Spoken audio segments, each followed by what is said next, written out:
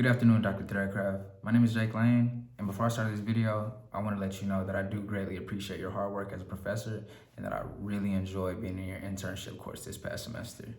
I will be breaking this video down into 3 segments, and the first portion will consist of interview questions that are socially acceptable and universally deemed appropriate no matter the workforce, workspace, or environment.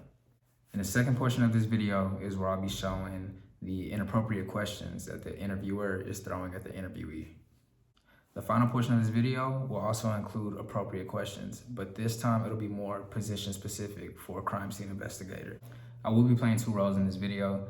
One role as the hiring manager for a local police department in Dallas and the young black interviewee who is transferring in from Houston.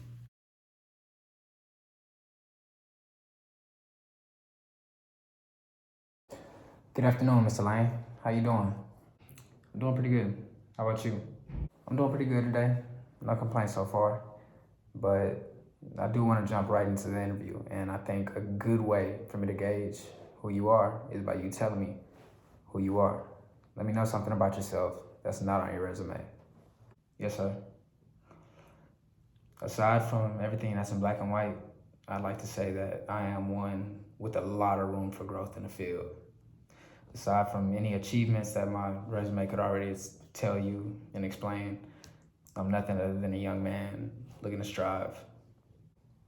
Okay, I like that. You think you could tell me some strengths and weaknesses about yourself? Not as an employee, as a human. Yes, sir. My strengths, primarily, I think they consist of my communication skills, my ability to execute under pressure, and my overall dedication in life. And some of my weaknesses can definitely be my passive nature and the fact that I tend to overly criticize myself. Understood. Let me know why you want to work for us specifically. Well, in my time as an officer, I did a lot of work doubling as an investigator, as I learned a lot of trust early on in my career. And once I gained knowledge of the opportunity here in Dallas, I kind of saw it as a chance to max out my potential and just strive for something higher. It's basically what it boils down to. Okay, so let me ask you this. Would you consider yourself ready for this position? Like I said earlier when I was stating my weaknesses, I do tend to criticize myself harder than anybody else will. And I think that stems from my overall dedication to excel. And once I started seeing that my colleagues and superiors didn't have much critiquing to do, but instead asking me if I ever thought of being an investigator, it naturally just turned into a goal of mine. And the dedication that I have towards that goal now, it has me nothing other than ready to learn and execute if given the position.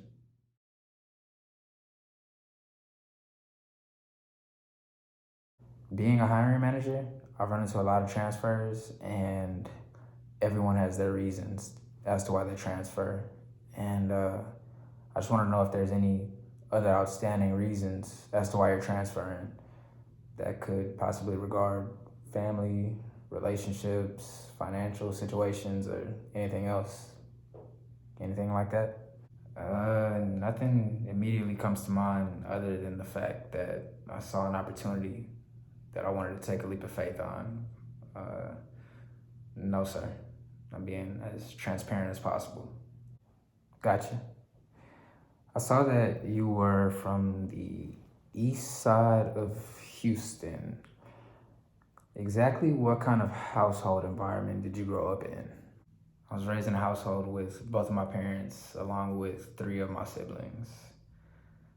I'm not really sure how that provides information based on performance or anything like that. I was just wondering.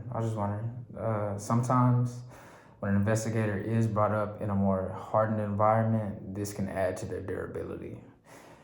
But in this precinct, we do not get a lot of young black males looking to fill the role of an investigator. Does this bother you at all? Actually, no, it doesn't.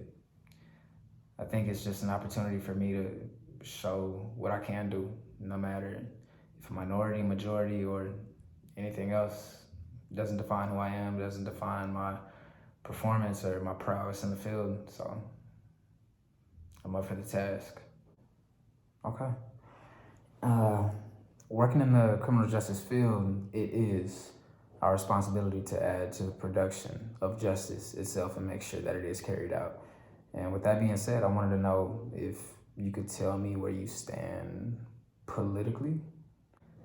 I'm lucky to just be having this interview itself. This is a blessing. But I think a lot of these questions are getting more personal than I would like them to be. I really thought that the questions were going to be more pertaining to the role of a crime scene investigator in my knowledge.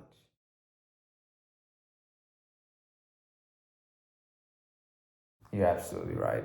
I apologize. I don't know what got into me. Let's restart.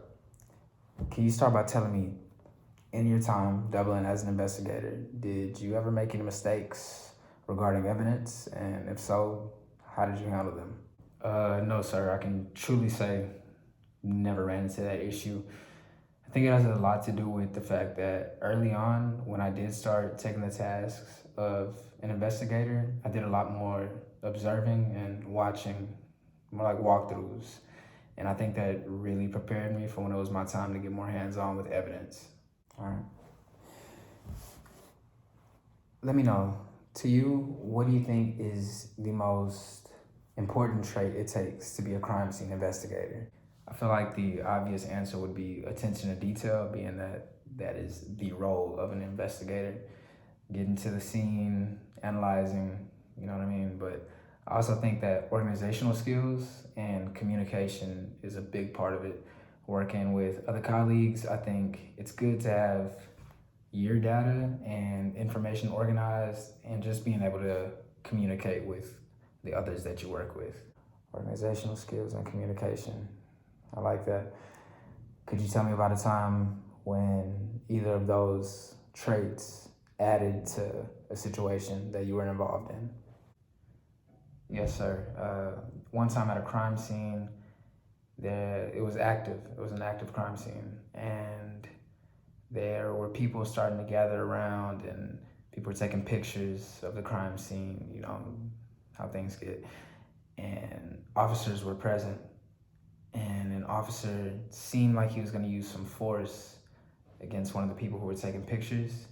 And to defuse the situation, I went in and I had to explain, like communicate to the person why they couldn't be there, how it was an active crime scene, how they could possibly taint evidence by just being close. And I think it diffused the situation a lot and probably stopped a problem that could have got much worse. You like to go the extra mile. I like that. Next, what software database programs and tools are you most comfortable using? I've never really had the opportunity to use forensic software tools at a crime scene, but I have dealt with photo evidence and taking pictures of evidence and crime scenes from different angles and putting them in a database, but I am really eager to learn how to use that and just be effective. Okay. Tell me, why is forensics important to you, and just why do you want to be a crime scene investigator? That's not really a job that every kid wants to have growing up. It can sound pretty kiddish, but I watched a lot of cold case files growing up.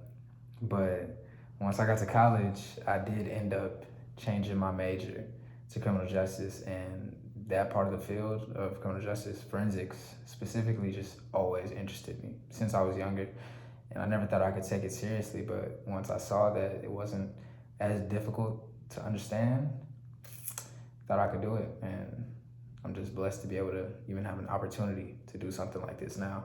Okay, well, I think this interview has been pretty productive for the most part, and I really thank you for coming here, talking to me, having this interview, and I will be in contact with you shortly. No, sir, thank you for your consideration of me as a candidate. Never thought I could even get an interview like this, but yes, sir, I hope you have an amazing day. And I hope you do the same, Mr. Lane.